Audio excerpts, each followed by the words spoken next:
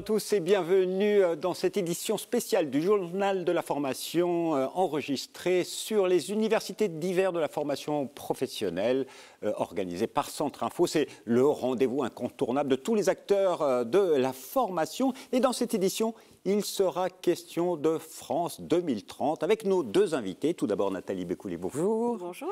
Vous êtes conseillère formation au secrétariat général pour l'investissement, un des services au service du Premier ministre. Et Valérie Castet, bonjour. Bonjour.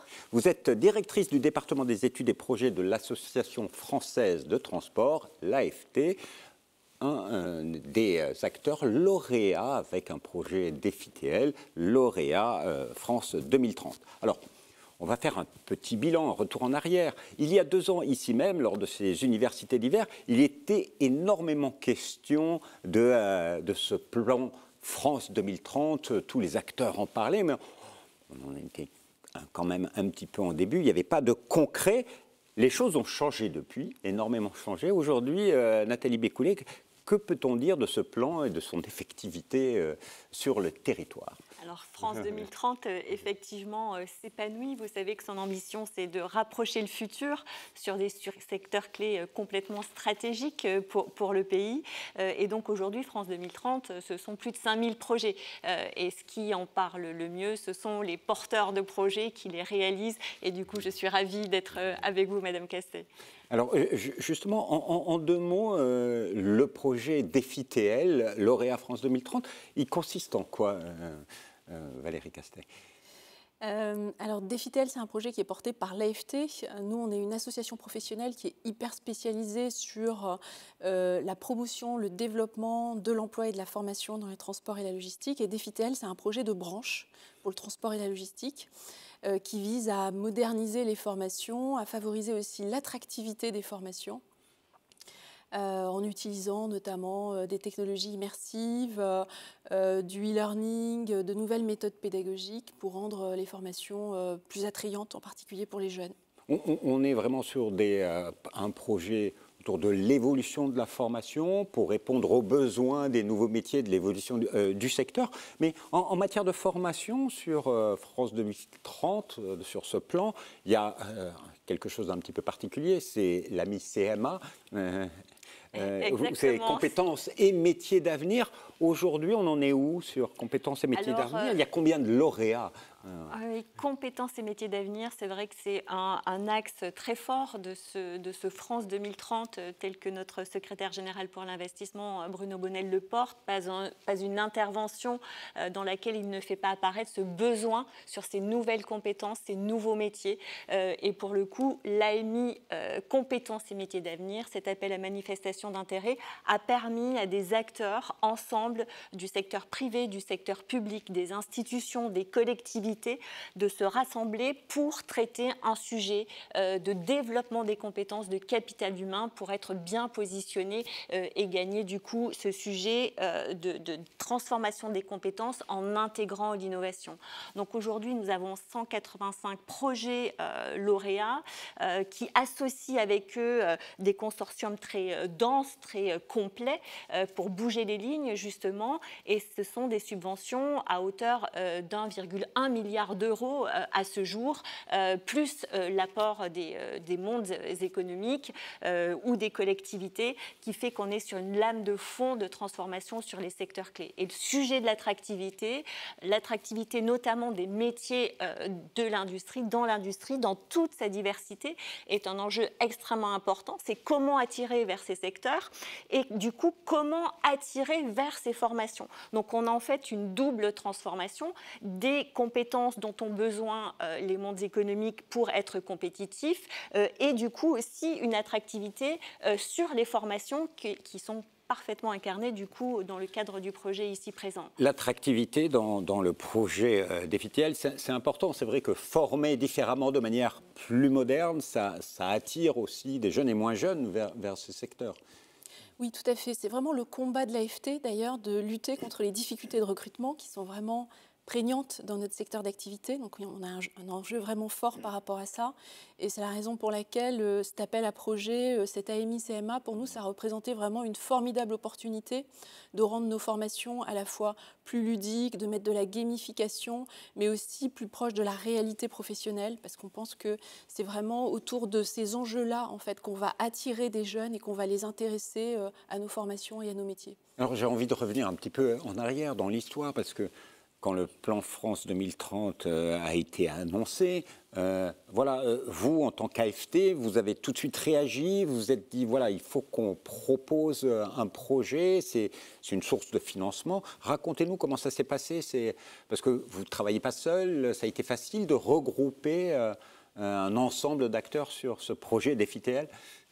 Effectivement, on n'est pas seul. En fait, dans ce projet, c'est un consortium de 8 acteurs qui sont vraiment 8 acteurs clés de la formation transport logistique en France. On a les organismes de formation de la branche, on a aussi des GIP qui représentent en fait 3 des CMQ de la filière, et on a aussi des clusters, dont un cluster logistique. Donc c'est un mixte d'opérateurs économiques et d'acteurs publics qui travaillent ensemble. Et pour nous, ça c'était vraiment hyper important dès le démarrage en fait, de saisir cette opportunité, cet appel à manifestation d'intérêt pour faire écosystème et pour mettre en place un projet qui va permettre à des acteurs qui n'ont pas l'habitude de travailler ensemble, justement de collaborer en vue de productions qui sont autant que possible mutualisées et mises à disposition du public le plus large possible. Cette syndication, cette collaboration, cette réunion d'acteurs, c'est quelque chose, j'imagine, qui est important aujourd'hui et qui plaît à tous les acteurs qui sont du SGPI. En fait, c'est essentiel parce que si le monde de la formation n'est pas adapté aux besoins économiques on rate quelque chose, et inversement, si le monde économique ne sait pas du coup absorber, valoriser les transformations qui ont lieu aussi dans la formation, là aussi on raterait quelque chose. Alors que là, justement, c'est la démonstration que c'est possible. L'exemple de ce projet, ce qui est particulièrement intéressant, c'est qu'on a à la fois des formations en situation de travail sur des environnements complexes de la logistique, et en même temps des mises en commun de scénarios avec la réalité augmentée, etc., qui permettent du coup aux jeunes d'être au plus près des réalités des besoins.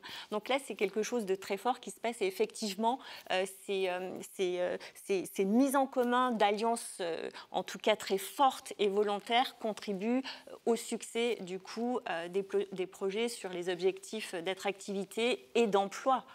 Oui, et puis des objectifs aussi chiffrés sur le nombre de personnes que vous voulez former. C'est en lisant un des résumés sur le projet, c'est 14 000 personnes que vous voulez former.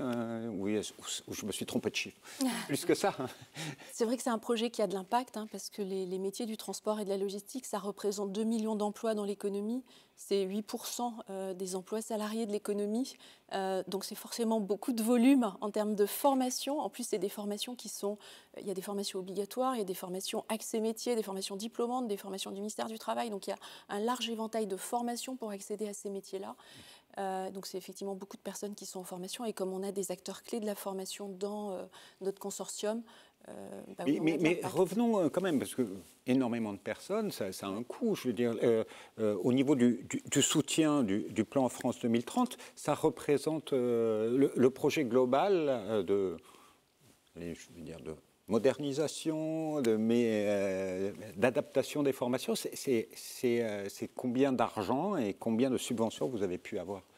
C'est un projet de 3,8 millions d'euros.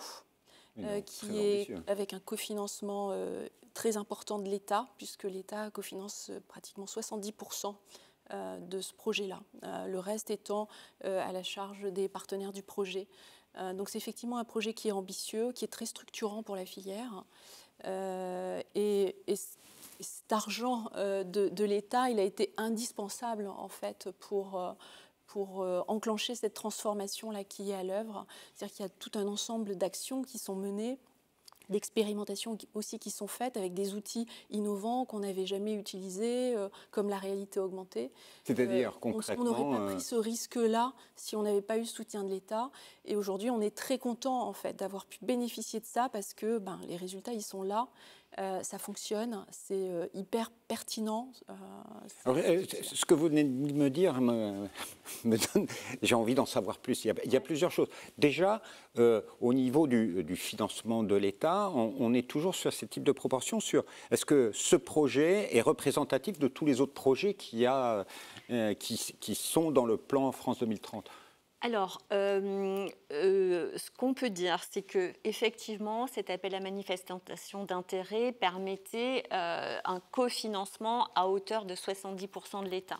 En moyenne, sur tous nos projets, on est dans du 50-50. Cependant, là, on est sur une filière stratégique, transport, logistique. Oui, et puis c'est ce qui était dit, ça permet de dérisquer. Et du coup, ils n'auraient peut-être pas pu le faire autrement si finalement il n'y avait pas cette capacité d'essayer ces innovations. Et à partir du moment où ces innovations sont rendues possibles parce qu'il y a les moyens, alors pour le coup, l'impact dure, puisque après, la subvention est une situation d'amorçage. Mais par la suite, le projet va continuer à vivre puisqu'il y a un modèle économique qui est construit par le projet et le consortium qui est avec pour faire perdurer. Donc en fait, ce n'est pas du one-shot, c'est vraiment de l'amorçage pour lancer ces dynamiques-là. Une vraie révolution pour tout le secteur. Complètement. Et sur le sujet de l'impact, à horizon 2030, sur l'ensemble des projets compétences et métiers d'avenir, c'est 1 million de formés. Donc effectivement, la structuration et l'ambition étaient là nativement dans le cadre de compétences et métiers d'avenir, et nous ne sommes pas du tout déçus par rapport aux propositions des porteurs de projets qui viennent du terrain. Là aussi, c'est important. Nous avons demandé aux filières de nous dire, aux organismes de formation, aux collectivités de dire leurs besoins. Ce n'était pas un critère qui était imposé en disant voici à quelle hauteur il vous faut former. Et du coup, c'est en répondant aux enjeux qui montent et qui nous remontent que du coup, ça peut faire cet effet en termes d'impact du coup sur les formations, sur l'emploi et donc sur l'économie.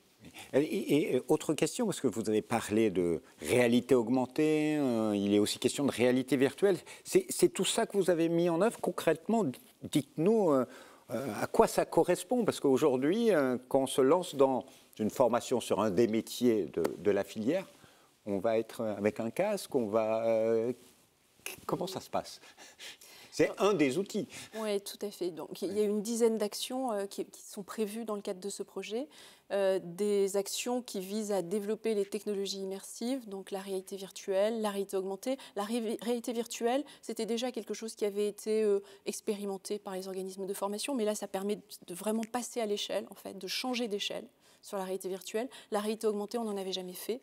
Dans le projet, il y a aussi d'autres technologies immersives qui sont développées sous la forme de conception et de mise en œuvre de simulateurs, notamment pour travailler sur une meilleure connaissance, appropriation des enjeux et des compétences nécessaires pour le report modal. Parce c'est vrai qu'on a parlé de l'attractivité. On a cet enjeu-là d'attirer vers nos formations et vers nos métiers, mais on a d'autres enjeux aussi auxquels on doit répondre, qui sont des enjeux de filière, qui sont des enjeux de digitalisation et de décarbonation.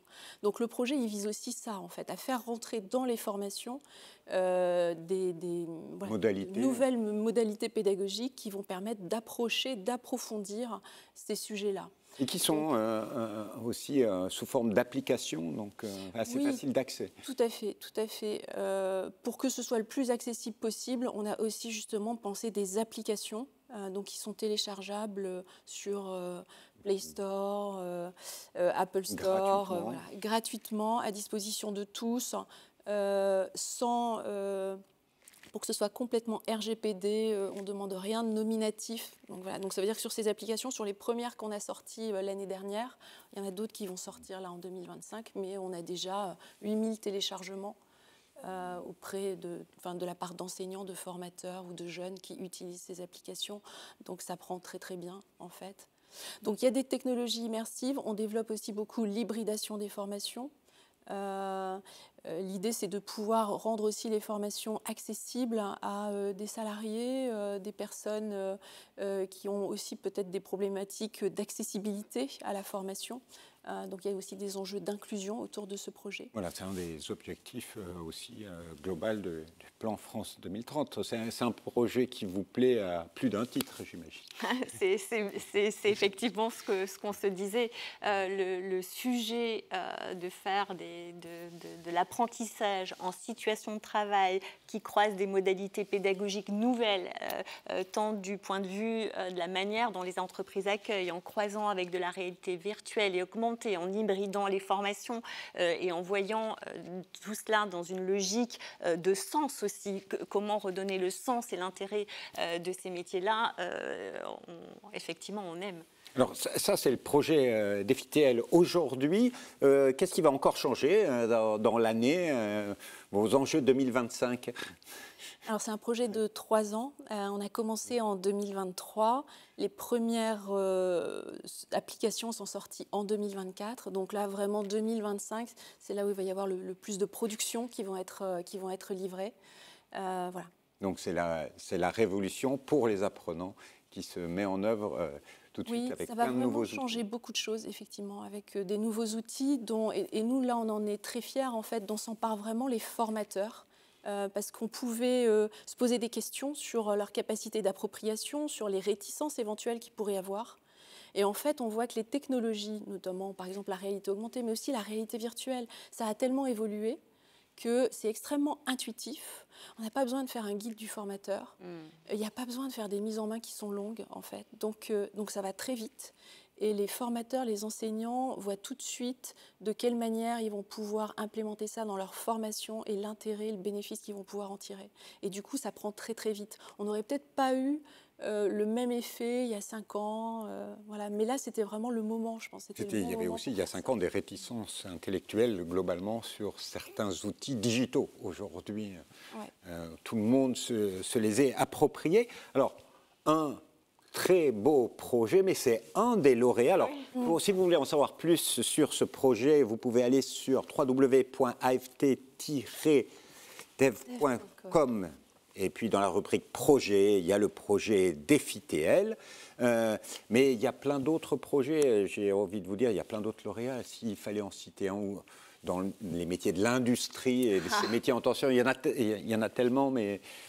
Alors là, il y en a beaucoup et effectivement, s'ils ont été sélectionnés par un jury indépendant, du coup, pour leur excellence, peut-être Fort Industrie qui travaille sur, du coup, par le biais aussi d'un univers immersif sur la transition énergétique, la décarbonation et tous les métiers auxquels ça peut donner accès, qui est largement diffusé dans les établissements de l'enseignement scolaire. Mais je pense aussi au projet 3 Camille, qui donc c'est une start-up qui est lauréate French Tech et qui a mis en place un système d'ambassadeurs pour aller développer l'attractivité dans les métiers de l'aéronautique, du spatial et aussi de l'agriculture. Donc vraiment, on il y en a pour tous les goûts et dans tous les secteurs. Exactement, et stratégique. Et si vous voulez en savoir plus, eh bien, un site internet, france2030.gouv.fr.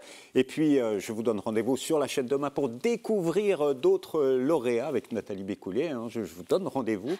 On verra d'autres beaux projets comme celui de l'AFT. Merci beaucoup à toutes les deux pour votre témoignage. Moi, je vous dis merci. Merci à vous de nous avoir suivis. Un grand merci aussi à toute l'équipe technique qui travaille ici avec nous, Myriam, Déborah, Morgane, Corentin, Thibault et Baptiste. Merci à eux, sans qui cette émission ne pourrait pas voir le jour. Et on se dit à bientôt pour un nouveau journal. Au revoir. Au revoir, merci beaucoup.